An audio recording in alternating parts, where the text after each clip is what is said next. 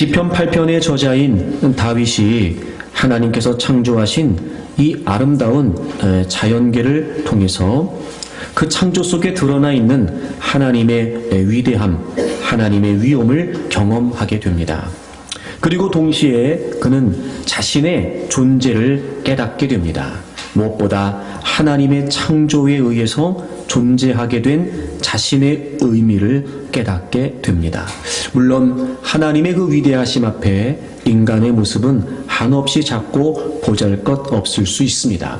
그럼에도 불구하고 다윗이 하나님의 창조의 놀라움 앞에 자신을 발견하면서 무엇보다 그런 자신을, 보잘것없는 자신을 창조와 또 구속의 주인공으로 삼아주신 것에 대한 감사와 또 벅차오르는 감격으로 하나님을 찬양하는 내용이 시편 8편에 담겨져 있습니다.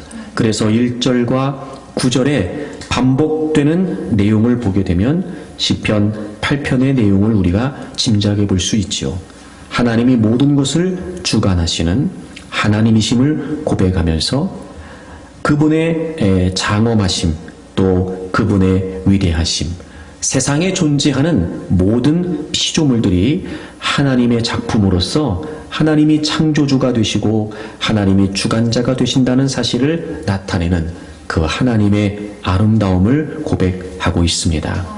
그래서 오늘 이 본문에 등장하는 다윗이 자신의 존재를 깨닫게 된 이 내용은 바로 우리의 존재가, 지금을 살아가고 있는, 오늘을 살아가고 있는 우리의 존재가 어떤 존재인지를 잘 알려주고 있습니다. 그런 걸 보면 여러분, 내가 나의 존재를 깨우치기 위해서는 무엇보다 먼저 창조주 되신 하나님을 발견하는 것이 우선인 것 같습니다. 하나님을 발견하고 그 하나님 안에서, 그 하나님의 창조 안에서 내가 어떤 존재인지를 발견하는 것이 정말 나의 존재를 인식하는 것입니다. 여러분은 여러분 스스로를 어떤 존재라고 생각하십니까? 여러분은 여러분이 어떤 존재라고 여기며 살고 계십니까? 오늘 본문을 통해서 과연 하나님께서는 우리를 어떤 존재로 만드셨는지, 과연 하나님은 우리를 어떤 존재로 여기고 계시는지 말씀을 함께 나누려고 합니다. 지난주에 첫 번째 말씀을 같이 나눴는데요.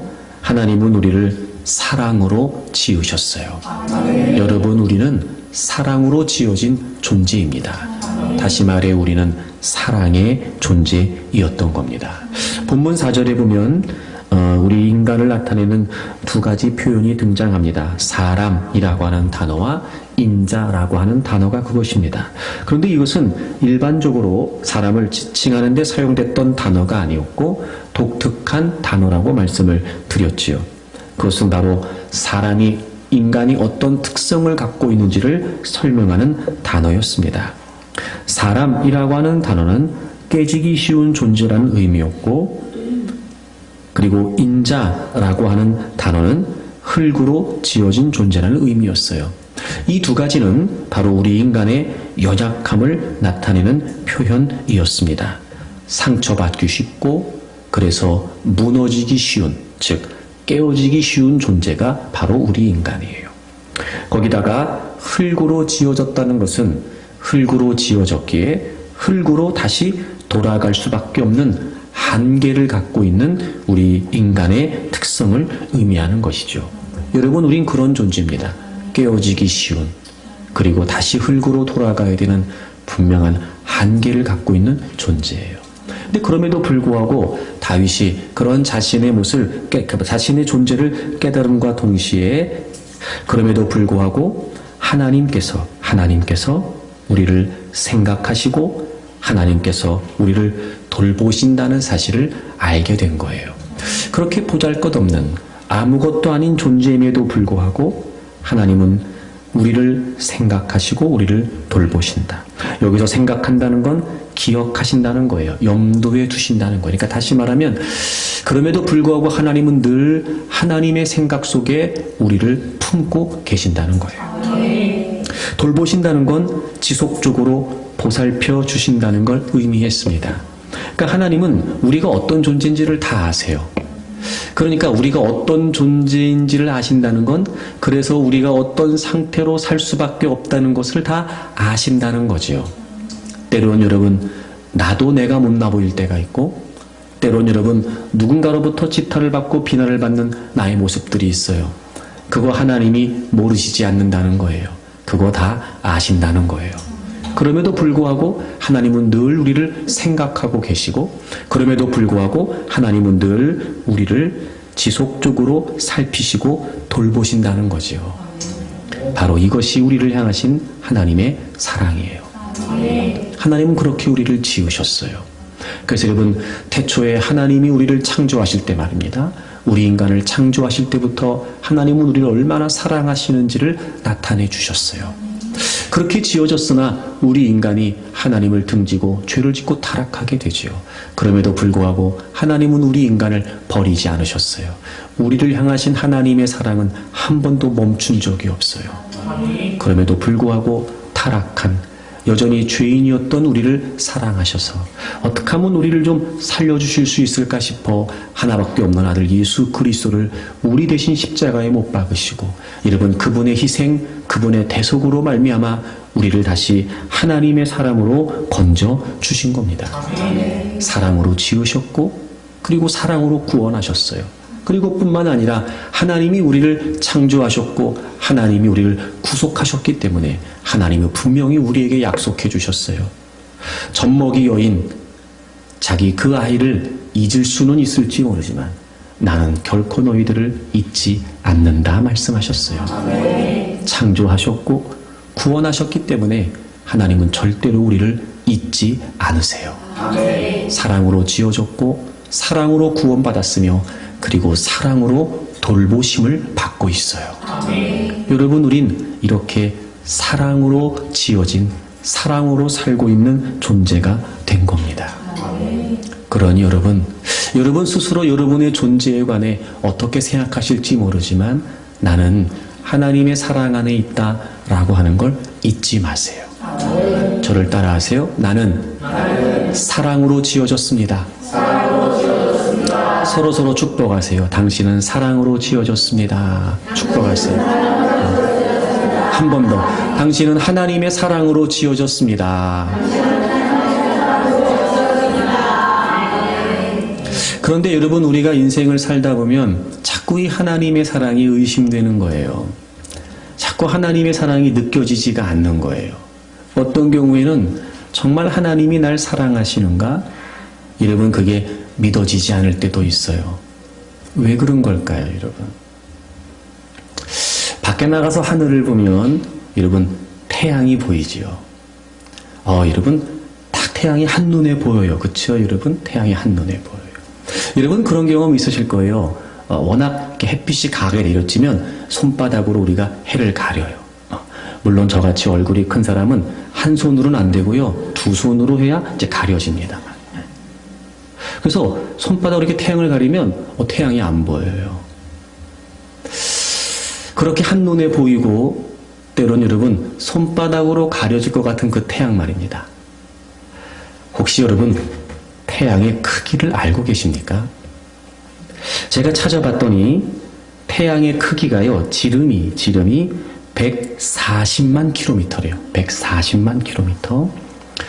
여러분의 이해를 돕기 위해 비교를 좀 하자면 우리가 살고 있는 지구의 지름은 12,800km예요. 여러분, 태양의 크기가 지구의 크기보다 109배가 큽니다. 어마어마한 크기예요. 그렇게 대빵 큰데 말입니다. 우리는 그냥 한눈에 딱 보이고 때론 여러분 손바닥으로도 가려질 것처럼 그렇게 느껴져요. 왜 그런가 봤더니 거리 때문에 그렇더라고요. 지구에서부터 태양까지의 거리가 약 1억 5천만 킬로미터라고 그래요. 아까 제가 지구의 지름이 12,800km라고 그랬잖아요. 지구에서부터 태양까지의 거리가요, 대략 지구 12,000개가 쭉 늘었으면 그 거리랍니다. 그 거리래요. 그러니까 어마어마한 거리죠. 그러니까 무지하게 큰데 작게 보이는 이유가 뭐냐면 엄청나게 멀리 있기 때문에 그래요. 그러니까 이 거리 때문에 자꾸 우리의 시야를 그 무언가가 가릴 수 있다 생각하는 거예요. 그래서 여러분, 손바닥으로도 가릴 수 있다. 사실 태양의 크기와는 비교치 되지 않는 커다란 농구공 하나를 갖다 여러분 눈앞에 딱 놔도요, 태양이 가려서 안 보여요. 제가 그런 생각이 들었어요. 아, 하나님의 사랑이 그럴 수 있겠다. 여러분, 무한하신 예수 그리스도께서 유한한 우리 인간을 위해 죽으셨어요. 그만큼 주님의 사랑, 하나님의 사랑은 어마어마하게 큽니다. 최고의 가치가 되신 예수 그리스도께서 그분에 비하면 한없이 보잘것없는 우리 인간을 위해 죽어주셨어요. 그만큼 하나님의 사랑은 너무 고귀합니다. 그런데 멀리 있는 태양보다 눈앞에 있는 내 손바닥이 더 커 보이면서 그게 가려지는 것처럼, 여러분, 우리는 하나님의 사랑이 너무 멀리만 있다고 생각하는 거예요. 다시 말하면 자꾸 우리는 눈앞에 있는 것에 마음을 빼앗긴 채, 눈앞에 보여지는 것에만 마음을 빼앗긴 채, 정말 그 크고 위대하신 하나님의 사랑, 도무지 우리가 다 담을 수도 없는 그 기가 막힌 하나님의 사랑을 점점 놓치고 있는 거예요. 아, 여러분, 그래서 이런 마음이 드는 거예요. 커 보이는 게 큰 건 아닌 거예요. 여러분, 우리가 왜 점점 분명한 하나님의 사랑을 알고 있음에도 불구하고 왜 이게 자꾸 우리가 깨달아지지 않고 확신되지 않는 걸까? 여러분, 지금 우리와 하나님의 사랑 사이에 무언가 크게 보여지는, 그게 진짜 큰 게 아닌데 무언가 크게 보여지는 것들이 자꾸 가로막고 있는 거예요. 그래서 하나님의 사랑이 자꾸 무뎌지는 거예요. 하나님이 나를 사랑하시지 않는 것 같은 거예요. 하나님은 나를 사랑하시지 않는 것처럼 자꾸 의심되는 거예요. 그 크고 무한하신 하나님의 사랑을 우리가 다 담아낼 수 없기에 자꾸 우리는 눈앞에 있는 게 크게만 보이는 거예요. 여러분, 제가 지금도 태양의 크기가 지름이 140만 킬로미터라고 얘기했지만, 여러분, 이게 우리가 측량이 됩니까? 개념이 없어요, 여러분. 우리는 지금 이런 게 아닐까? 너무 크니까, 너무 위대하니까, 너무 소중하고 고귀하니까 우리가 그걸 지금 다 깨닫지 못하는 것뿐이지, 하나님의 사랑이 없는 건 아니에요. 그래서 바울 사도가 갈라디아 교인들에게 막 강하게 주장을 해요. 여러분, 갈라디아서 3장을 좀 찾아보세요. 바울 사도가 이렇게 얘기해요. 어리석도다 갈라디아 사람들아, 예수 그리스도께서 십자가에 못 박히신 것이 너희 눈 앞에 밝히 보이거늘 누가 너희를 꾀더냐. 여러분, 갈라디아 교인들이 이단에 의해서, 거짓 교사들에 의해서 자꾸 여러분 그 믿음이 변질되고 있었어요. 그게 너무 안타까웠던 나머지 바울 사도가 강하게 얘기해요. 예수 그리스도께서 십자가에 못 박히신 것이 너희 눈앞에 보이는데 왜 도대체 미혹을 당하고 유혹을 당하냐는 거예요. 그러면서 여러분, 안타까운 마음으로 3절에 너희가 이같이 어리석으냐, 성령으로 시작하였다가 이제는 육체로 마치겠느냐, 이렇게 얘기하고 있어요. 여러분, 이런 거 아닐까요? 왜 그들의 믿음이 점점 그렇게 변질되는 걸까? 분명히 바울 사도는 바른 복음, 분명한 예수 그리스도의 복음을 전했음에도 불구하고 왜 점점 그들이 복음에서 멀어지고 믿음에서 이탈하고 있는 걸까? 예수 그리스도의 십자가를 눈앞에서 놓치고 있었던 거예요.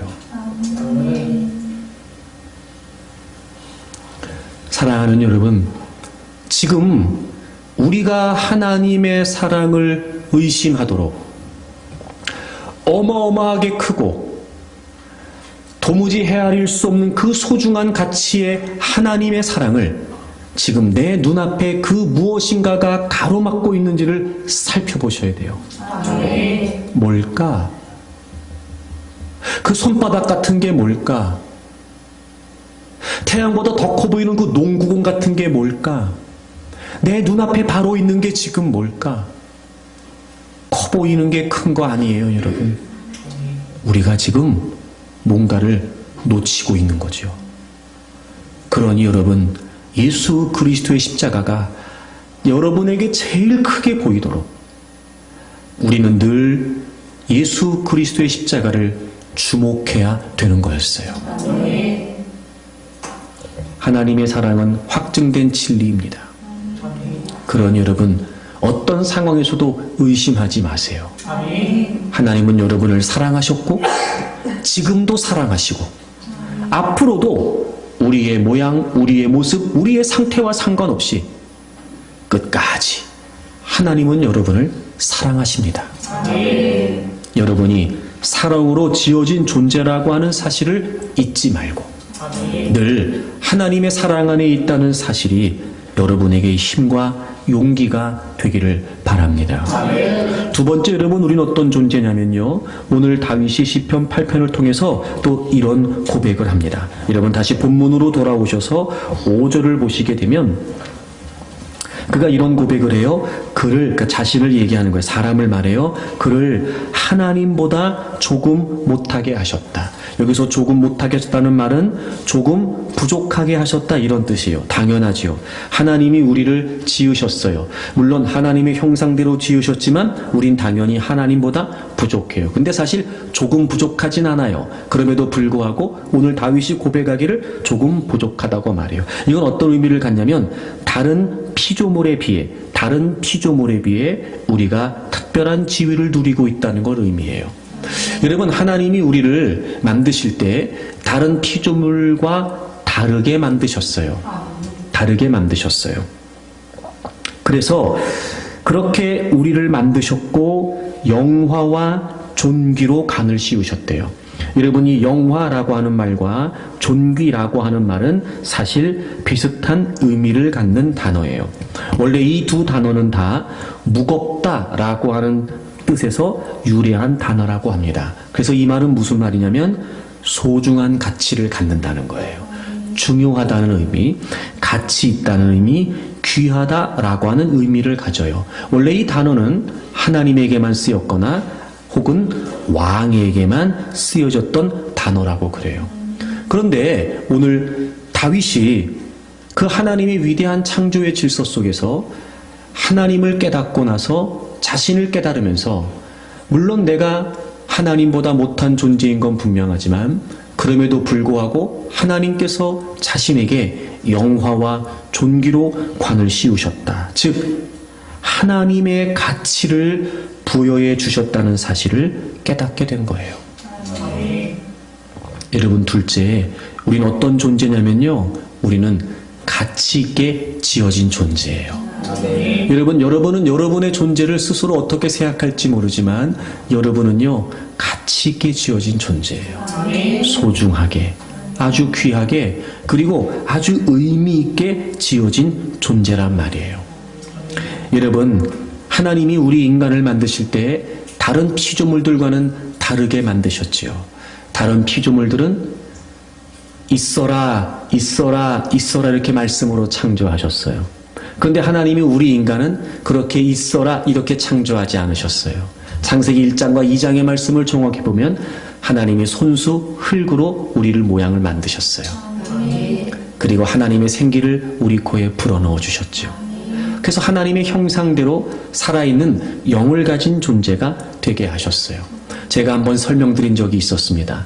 여러분 하나님께서 다른 피조물들은 있어라 이렇게 만드신 것과 달리 우리를 손수 하나님의 손으로 지으셨다. 하나님의 형상대로 지으셨다는 건 어떤 의미인지 제가 말씀드렸어요. 그건 바로 하나님은 우리를 대체 불가한 존재로 만드셨다는 거예요. 다시 말하면 하나님은 이 세상에 나와 같은 존재를 또 만들지 않으세요. 유일무이한 존재로 대체 불가능한 존재로 만드셨다는 거예요. 그만큼 우리는 하나님 입장에서 보면 하나밖에 없는 유일한, 그렇기 때문에 소중하고 가치 있는 존재가 된다는 거예요. 소중하고 가치 있게. 그래서 여러분 하나님은 우리를 베스트 원으로 만드신 게 아니고요, 온리 원으로 만드셨어요. 그러니 여러분 스스로 여러분의 존재에 관해 남들은 어떻게 볼지 모르고 때로는 내가 나를 보는 모습이 어떨지 모르지만 반드시 하나님이 우리를 창조하신 하나님보다 조금 못하게 그러나 영화와 존귀로 관을 씌우신 이 하나님의 창조론적인 가치관, 여러분 내가 얼마나 하나님 앞에 소중한 존재인지를 인식하고 깨닫고 살기를 바랍니다. 아멘. 그래서 하나님께서 구약에 여러 가지 많은 죄에 관해 설명하시면서 가장 심각한 죄로 경고하신 게 뭐냐면 살인죄예요. 여러분 창세기 9장을 좀 펴보시겠어요? 하나님이 분명하게 말씀하세요. 창세기 9장 6절을 보시게 되면 창세기 9장 6절 우리 다 같이 읽겠습니다. 다른 사람의 피를 흘리면 그 사람의 피도 흘릴 것이니 이는 하나님이 자기 형상대로 사람을 지으셨음이니라. 아멘. 살인을 하게 되면 피를 흘린다는 말은 무슨 말이냐면 의도적으로 살인한다는 거예요. 그러니까 생명을 해할 목적, 생명을 빼앗을 목적으로 그렇게 사람의 피를 흘리게 되면 반드시 하나님이 그 사람의 피값으로 갚으시겠다는 거예요. 왜냐하면 인간은 모두 하나님의 형상대로 하나님이 지으셨기 때문이에요. 여러분 이런 겁니다. 우리의 존재의 의미가 어디에 있는지 아세요? 우리의 존재의 가치가 어디에 있는지 아세요? 우리의 외모, 우리의 소유, 우리의 위치, 우리의 직업, 우리의 소득 천만에요. 여러분 우리의 존재의 가치는 어디에 있냐면 하나님께서 나를 하나님의 형상대로 지으셨다는 거예요. 하나님은 그것만으로 충분하셨어요. 그래서 하나님이 우리 인간을 만드시고도 보시기에 심히 좋았다 이렇게 말씀하셨고 그 생명이 얼마나 고귀하고 우리가 이 땅에 살아가는 하나님의 형상대로 지어진 우리가 이 땅에 살아가는 존재가 얼마나 소중했던지 그 존재의 생명을 빼앗는 것을 하나님은 가장 심각한 죄로 경고하셨어요. 왜냐하면 하나님의 형상대로 지어졌기 때문에 그렇다는 거예요. 여러분, 여러분의 존재는요 이렇게 가치 있게 지어진 존재입니다. 그러니 여러분 항상 이걸 기억하세요. 나는 하나님의 사랑으로 지어졌고 나는 하나님의 가치 있는 존재로 지어졌다. 가치 있는 존재로 지어졌다. 그래서 여러분 우리가 인생을 살면서 우리의 자존감을 어디에 둬야 되냐면요 이 창조론적인 가치관에 우리의 자존감을 둬야 돼요. 나는 하나님의 형상대로 하나님께서 유일무이하게 만드신 소중한 존재다라고 하는 것. 바로 이 창조의 질서, 이 창조의 가치관이 우리의 자존감이 돼야 돼요. 근데 여러분 원수마귀는요 이 자존감을 깨뜨리기 위해 시도합니다. 왜 그러냐면 여러분 자존감이 무너지면 존재가 무너지게 돼 있어요. 다시 말하면 이런 말입니다. 나의 자존감은 나의 존재를 지탱하는 힘이 돼요. 나의 자존감은 나의 존재의 전부가 됩니다.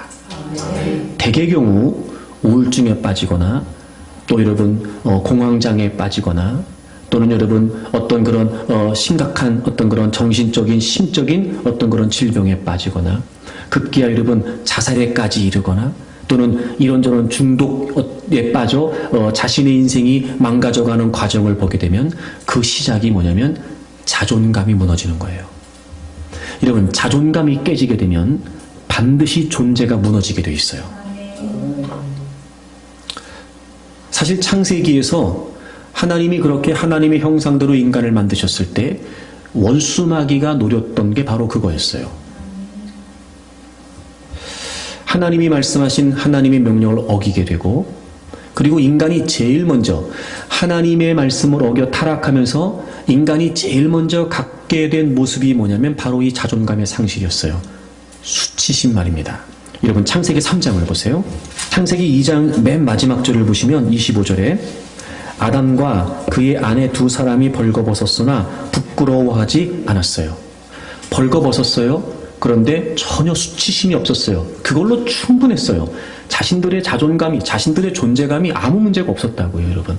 근데 창세기 3장에 오게 되면 인간이 죄를 짓죠. 하나님 말씀을 어겨요. 그리고 타락하게 됩니다. 그래서 제일 먼저 갖게 됐던 그 인간의 모습이 뭐냐면 수치심이었어요. 수치심이었어요. 자, 여러분 7절을 보세요.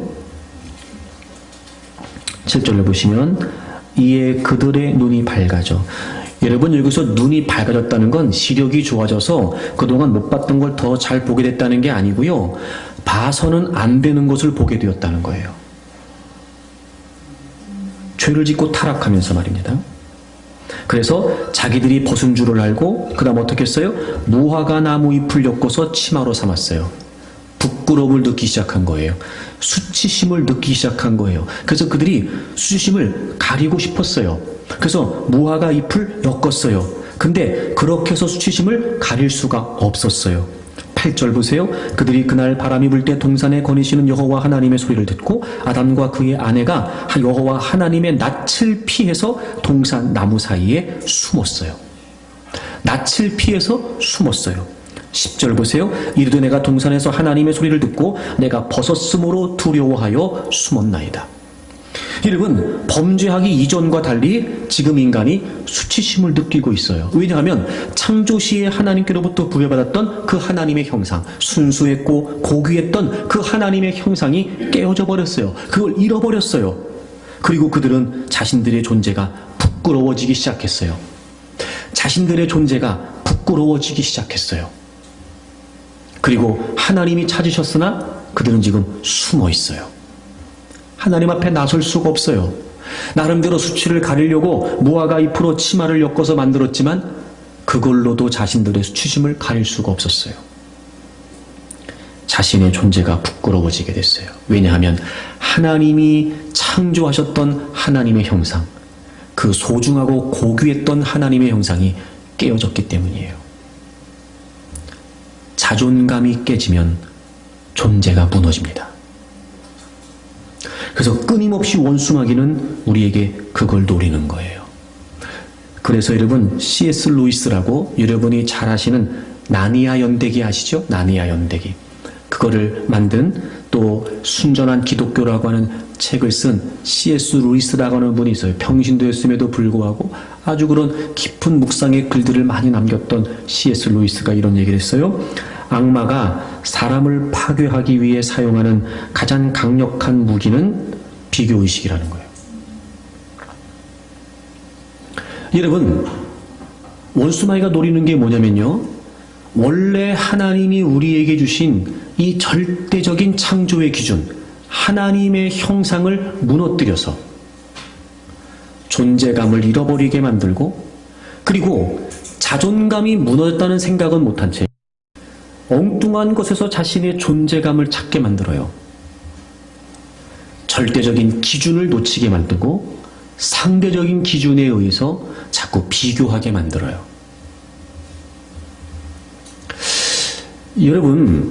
여러분이 여러분의 존재에 관해 생각할 때 반드시 잊지 말아야 될 것이 내가 하나님의 형상대로 지어졌다는 거예요. 그래서 하나님이 예수님을 보내주신 거예요. 여러분, 골로새서 3장 10절을 찾아보세요. 새 사람을 입었으니 이는 자기를 창조하신 이의 형상을 따라, 자기를 창조하신 이의 형상, 바로 하나님의 창조를 말하죠. 하나님의 형상을 따라 지식에까지 새롭게 하심을 입었다. 여러분, 우리가 예수 그리스도를 믿고 새 사람이 되었다는 게 무슨 말이냐면, 골로새 1장에 보면 예수 그리스도를 하나님의 형상이라고 기록하고 있어요. 하나님의 형상이신 예수 그리스도를 통해서 이제 우리가 새로운 존재가 됐다는 거예요.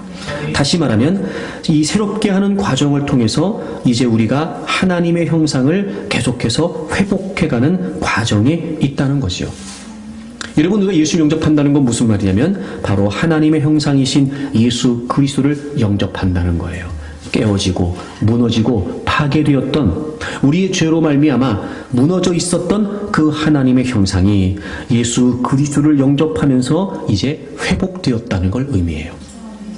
그리고 우리는 지속적인 이 믿음의 과정, 이 새롭게 하는 지속적인 믿음의 과정들을 통해서 그 하나님의 형상으로 우리가 살아가는 거예요.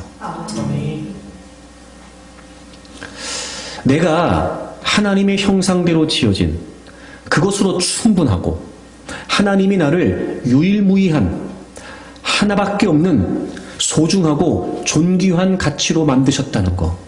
여러분, 이 자존감을 회복해야 우리가 존재감을 갖고 살 수 있어요. 다른 것으로 존재감을 찾으려고 하니까 진짜 자존감은 회복되지 않은 채 여러분 자꾸 우리는 상대적인 의식 속에 살게 되는 거예요. 그래서 여러분 자존감이 회복되면 예수 그리스도를 통해 이 회복된 자존감을 가지고 살게 되면 자신의 인생에 대해 자부심을 갖게 돼요. 근데 이 자존감이 예수 그리스도 안에서 회복되지 않으면 자존심만 부리게 돼요. 자부심과 자존심은 달라요. 대개 경우 여러분 자존심이 센 사람이 어떤 사람인지 아세요? 열등의식이 많은 사람이에요. 온전한 자존감이 없는 사람들이에요. 근데 정말 온전한 자존감이 있는 사람들은요, 자존심 부리지 않습니다. 오히려 그 모습 그대로 자부심을 갖고 살지요. 무화과 나무 잎을 엮고 또 엮어요. 근데 여러분 자존심을 부리면 부릴수록 자책과 허무만 쌓여요. 진정한 우리의 자존감은 바로 예수 그리스도를 통해서 우리가 하나님의 형상이 회복되어 나는 창조의 질서 안에, 창조의 그 하나님의 원리 안에서 나는 지금 하나님의 형상을 가진 소중하고 존귀한 존재가 되었다는 사실을 깨우치는 거예요. 그런데 여러분 우리가 그걸 놓치고 살아요. 그래서 여러분 인생을 살 때 정말 중요한 게 뭔지 아세요? 기준이에요. 기준. 인생은 기준 싸움입니다. 기준 싸움. 당연히 우리가 인생을 살아가는 기준은 하나님이에요. 나를 지으신 하나님, 나를 창조하신 하나님, 내가 하나님의 형상대로 지어졌다. 이 기준이면 분명해요, 여러분. 이 기준이면 충분합니다. 그런데 문제가 뭐냐면 자꾸 이 기준이 무너지고 허물어지는 거예요. 그래서 원수마귀는 내가 하나님의 형상대로 지어져서 나는 하나님의 존재, 하나님의 사랑을 받은, 그래서 하나님 앞에 가치 있는 존재라고 하는 기준을 자꾸 무너지게 만들어요. 그래서 우리의 생각 속에 비교의식, 열등의식, 자꾸 이런 걸 가져다 주면서 이 창조론적인 가치관, 이 절대적인 기준을 허물어뜨린 채 진화론적인 가치관, 상대적인 기준을 가지고 살게 만들어요. 예를 들면 부, 명예, 또는 뭐 직업, 또 뭐 여러분 소유, 그런 거 있잖아요. 외모, 막 이런 거. 그건 여러분 우리의 존재의 가치를 결정짓는 거하고 상관이 없어요. 이미 우리는 하나님의 형상대로 소중하고 존귀한 가치로 지어졌어요. 하나님이 보시기에 좋았다고요. 하나님이 보시기에.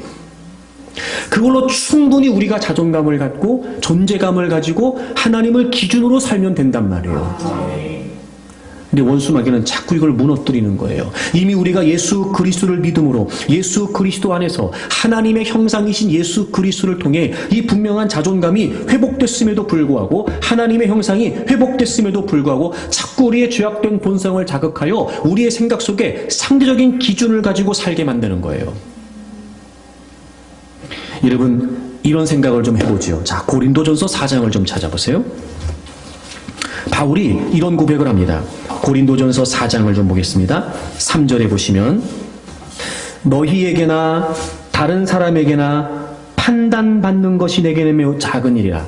판단 나왔어요. 판단. 기준 나왔어요. 첫째, 다른 사람. 그게 매우 작은 일이 돼요. 두 번째, 바울이 이런 고백을 해요. 나도 나를 판단하지 않는다. 판단 나왔어요. 나도 나의 기준이 아니라는 거예요. 그러니까 남도 내 기준이 될 수 없다는 거예요. 나도 내 기준이 아니라는 거예요. 4절에 이렇게 고백합니다. 내가 자책할 아무것도 깨닫지 못하나 이로 말미암아 의롭다함을 얻지 못하노라. 다만 나를 심판하실 이는 누구시라고요? 주님이시라고요. 기준이 누구시라고요? 주님이시라고요. 난 하나님의 의에 지어졌어요. 하나님의 형상대로 지어진 소중하고 존귀한 가치가 됐어요. 그러니 나는 이제 절대적인 기준, 하나님을 기준으로 살겠다는 거예요. 세상도 나의 기준일 수 없고 타인도 나의 기준일 수 없고 심지어 나도 나의 기준일 수 없다는 거예요. 하나님이 나를 만드셨으니까, 하나님이 내 인생을 주장하시니까 하나님만이 나의 기준이 된다는 거죠. 이 고백 말입니다. 그런데 우리가 점점 무너지는 이유가 뭔지 아세요? 남이 기준이 되고 내가 기준이 되는 거예요. 여러분이 타인하고 비교하는 거 말입니다. 얼마나 웃긴지 아세요? 가만히 잘 생각해 보세요. 우리가 타인하고 비교를 하는 게 얼마나 웃기냐면 이런 거예요. 다른 사람은 있는데 내가 없는 거 가지고 비교해요. 열등의식에 빠져요. 여러분 이런 경우도 있습니다. 다른 사람은 없고 나한테 있는 거 가지고 따져요. 교만에 빠지죠. 이런 경우도 많아요. 다른 사람이 제일 잘하는 거하고 내가 제일 못하는 거 가지고 비교해요. 그러면서 스스로 열등의식에 빠져요. 여러분, 다른 사람이 기준이 되는 게 이렇게 우습습니다, 여러분. 그렇다고 하여 그 사람만 있는 것도 아닌데. 그렇잖아요, 여러분? 그렇다고 하여 그 사람이 완전한 것도 아닌데. 자꾸 그렇게 비교한단 말이에요. 타인이 기준이 되면은요, 우리가 다 무너져 버려요, 여러분. 특히 여러분, 자녀들을 기르면서 제발 비교하지 마세요. 애들 비교할 때 그런다니까, 여러분. 자기 애가 제일 못하는 거 하고 남의 애가 제일 잘하는 거 가지고 비교해요. 여러분, 이게 얼마나 잘못됐냐고요. 여러분 그 피겨스케이트 최고라고 하는 김연아 선수 잘 아시죠? 또 여러분 수영에서 최고라고 하는 박태환 선수 잘 아시죠? 김연아 선수가 여러분 아무리 최고여도요, 박태환 선수처럼 물살을 가르지는 못해요. 박태환 선수가 아무리 최고라고 해도요, 김연아 선수처럼 빙상을 화려하게 누비지는 못한다고. 이게 비교가 돼요, 여러분? 안 돼요. 근데 어떻게 다른 사람을 기준으로 사냐고. 여러분, 이건 우리 스스로 우리의 가치를 무너뜨리는 거예요. 하나님이 여러분을 그렇게 만들지 않으셨어요, 여러분. 또 하나, 내가 기준인 거. 어찌 보면 남을 기준으로 사는 것보다 나를 기준으로 사는 건 그나마 좀 괜찮다고 생각할 수 있어요. 그래서 여러분, 요즘 유행하는 단어들 여러분 아세요? 욜로. 어차피 한 번 사는 인생 즐기자. 욜로. 워라벨. 일만 하지 말고 즐기기도 하자. 내 삶을 즐기자. 워라벨. 여러분 2018년도 가장 핫한 키워드가 뭔지 아세요? 소확행. 소소하고 확실한 행복. 남들은 다 모르겠고 나만 좋으면 된다는 거예요. 사실 여러분 이 소확행이라는 말을 제가 찾아봤더니 이게 얼마나 웃기냐면 30년 전에 1986년에 일본의 무라키마 하루키가 수필을 쓰면서 그 수필집에 나왔던 이야기더라고요. 이 소확행이라고 하는 말이 30년 전에. 거기에 보면 그런 얘기 나오더라고요. 갓 구워낸 빵을 찢어 먹을 때의 그 기쁨. 아이고 참. 자기는 그거 행복하다는 거예요. 누가 뭐라고 해도. 어찌 보면 여러분 그나마도 거기에 행복하게 사는 것 같지요. 근데 제가 요즘 이 세태를 제가 보면서 느끼는 게 뭔지 아세요? 사사기가 생각나더라고요. 각자 자기 소견에 옳은 대로 행했다. 여러분 쏟는 거예요. 내가 기준으로 사는 거. 자 보세요. 남을 기준으로 사는 건 나를 무너뜨려요. 내가 기준으로 사는 건 나를 타락시켜요. 여러분 이건 다 우리의 존재를 무너뜨리는 거예요. 절대 우리가 거기서 가치를 찾을 수 없어요. 우리의 가치관은 오직 딱 하나예요. 하나님이 나를 하나님의 형상대로 소중하고 존귀하게 만드셨다는 거예요. 그래서 저는 포스트 모던 시대가 절대적인 가치를 다 해체하자는 거예요. 심지어 하나님까지도 말입니다. 그 늘 바울 사도가 얘기합니다. 난 그 누구도 남도 나에게 기준이 될 수 없고 나도 나에게 기준이 아니라는 거예요. 오직 하나님이 나의 기준이시라는 거예요. 여러분 이런 의미예요. 에베소서 2장을 찾아보세요. 우리는 그가 만드신 바라. 여러분 하나님이 우리를 만드셨어요. 여러분이 만드셨다는 말이 포이에마라고 하는 말인데 이 말이 무슨 말이냐면 영어로 마스터피스, 작품이란 말이에요. 작품. 여러분 그거 아십니까? 하나님은 우리를 상품으로 만들지 않으셨어요. 대체할 수 있는 상품으로 만들지 않으셨다고요. 하나님은 우리를 유일무이한 대체 불가능한 작품으로 만드셨어요. 하나님이 우리를 만드셨다는 거. 그리고 그리스도 예수 안에서 선한 일을 위하여 지으심을 받았대요. 선한 일, 하나님의 선한 일, 분명한 하나님의 계획. 여러분, 우리가 하나님의 은혜로 말미암아 새로운 창조를 있게 됐어요. 그리스도 예수 안에서 말이죠. 그래서 하나님은 우리를 작품으로, 마치 예술가나 어떤 장인이 만든 아주 소중하고 가치 있는 창작품으로 하나님이 우리를 만드셨어요. 그런데 하나님의 분명한 이유가 있어요. 선한 일을 위해 지으심을 받았대요. 여러분, 하나님이 우리를 만드셨을 때 하나님의 이유가 있어서 만드셨단 말이에요. 하나님의 목적이 있어서 우리를 만드셨어요. 이런 거죠.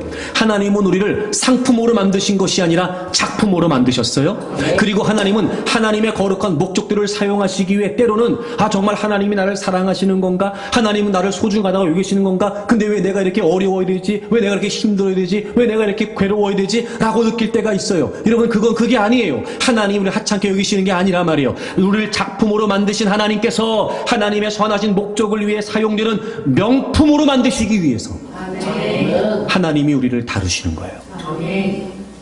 절대 하나님은 우리를 상품으로 만들지 않으셨어요. 작품으로 만드셨고, 이제 우리를 하나님의 선한 목적에 맞게 명품으로 만들어 가시기 위해 때론 여러분, 하나님의 사랑이 의심될 만한, 때론 여러분, 하나님이 나를 이렇게 하찮게 여기실 수 있을까? 왜 나를 이렇게 두시는 걸까? 싶은 마음이 들 만큼 그런 과정 속에서 하나님은 우리를 명품으로 빚어가시는 거예요.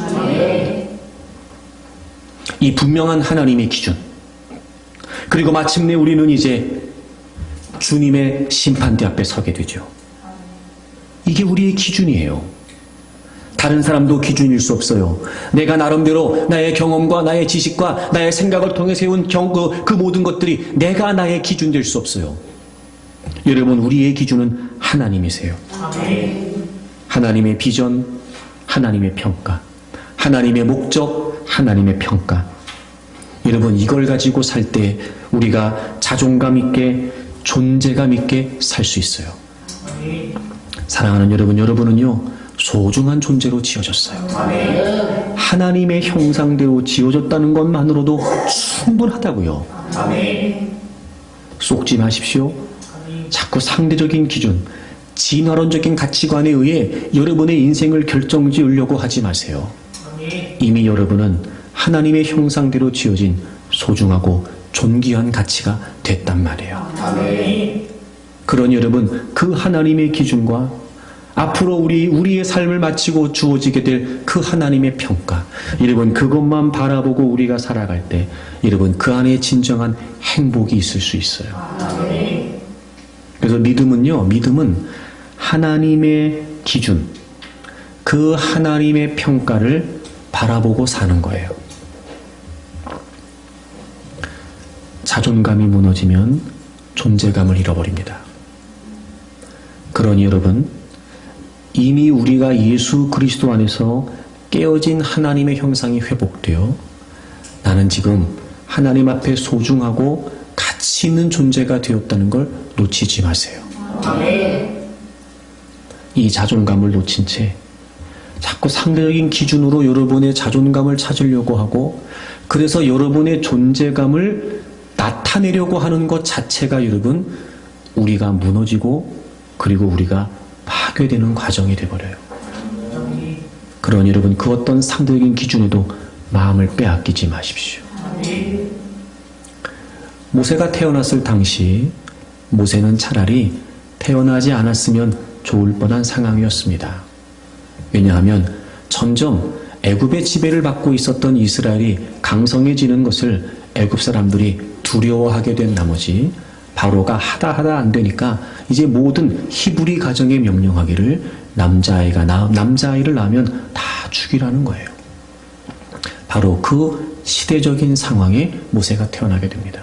정말 비극적인 운명을 안고 태어나게 되었죠. 그런데 여러분, 모세의 부모는 그렇게 모세가 태어나서 모세를 죽일 수가 없었어요. 여러분, 재밌는 사실은요, 히브리서 11장에 보게 되면 그 모세의 부모가 바로의 명령을 거역하고 그 아이를 살린 것을 믿음이라고 표현하고 있습니다. 사실 여러분, 어느 부모가 자기 아이를 낳자마자 죽이는 걸 쉽게 할 수 있겠냔 말이에요. 그러니 어느 부모인들 자기 자식의 생명에 대한 집착이 왜 없겠냔 말입니다. 근데 참 독특하게도 성경은 모세의 부모가 그 아이를 살린 것을 믿음이라고 기록하고 있어요. 왜 그랬는지 아세요? 여러분, 사도행전 7장을 좀 보세요. 사도행전 7장 20절이요. 다 같이 읽겠습니다. 그때 모세가 낳는데 하나님 보시기에 아름다운지라 그의 아버지의 집에서 석 달 동안 길리더니 아멘. 단순히 여러분 그런 시대에 태어났다라고 하는 안타까움이나 집착이 아니었어요. 모세의 부모는 모세가 태어났을 때 비록 내가 낳자마자 이 아이를 죽여야 되는, 그래서 모세가 비교적인 운명을 타고났지만 그럼에도 불구하고 하나님의 기준으로 봤더니 그 아이가 아름다워 보인 거예요. 하나님 보시기에 아름다웠다. 여러분, 모세뿐만이 아닙니다. 여러분 모두는 하나님 보시기에 아름답습니다. 충분합니다. 이미 소중하고 이미 존귀합니다. 그러니 여러분, 세상에 여러 가지 다양한 많은 상대적인 기준에 의해 여러분의 자존감을 놓치지 않기를 바랍니다. 날마다 십자가, 날마다 예수 그리스도를 통해서 이미 내가 하나님의 형상이 회복되었다는 사실을 확신하세요. 그리고 하나님이 기준이 되고 하나님의 목적이, 하나님의 평가가 여러분의 삶의 기준이 되기를 바랍니다. 제가 말씀드렸던 것처럼 물론 하나님이 우리를 작품으로 만드셨으나 명품으로 빚어가시기 위해 여러 가지 많은 연단의 과정이 우리에게 있을 수 있습니다. 왜냐하면 우리도 우리를 알잖아요. 우리가 뭐가 못난지, 우리가 뭐가 부족한지, 우리가 얼마나 성질이 그지 같은지, 우리가 얼마나 쏘가지가 못됐는지 우리도 우리를 알아요. 그럼에도 불구하고 하나님 우리를 작품으로 만드신 거 맞아요. 그래도 하나님은 우리를 소중히 여기세요. 하지만 하나님의 선하신 목적을 따라 지으셨으니 이제 하나님은 명품으로 우리를 빚어내시려고 할 거예요. 그 과정에서도 여러분, 우리가 자존감을 잃을 필요가 없습니다. 그러니 여러분, 그 어떤 기준에도 흔들리지 말고 여러분이 하나님 앞에 가치 있고 존귀한 존재로 지어졌다는 걸 확신하십시오.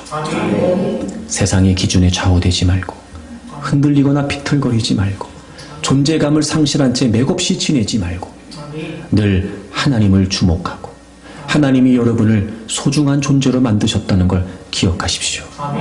사랑으로 지어진 여러분, 가치 있게 지어진 여러분, 여러분의 삶이 하나님 앞에 아름다운 삶들이 되기를 바라고 하나님의 비전과 하나님의 평가가 기준이 되어서 주님이 다시 오시는 그날까지 여러분의 인생에 자부심을 갖고 멋지게 인생을 살아낼 수 있기를 주의 이름으로 축복합니다.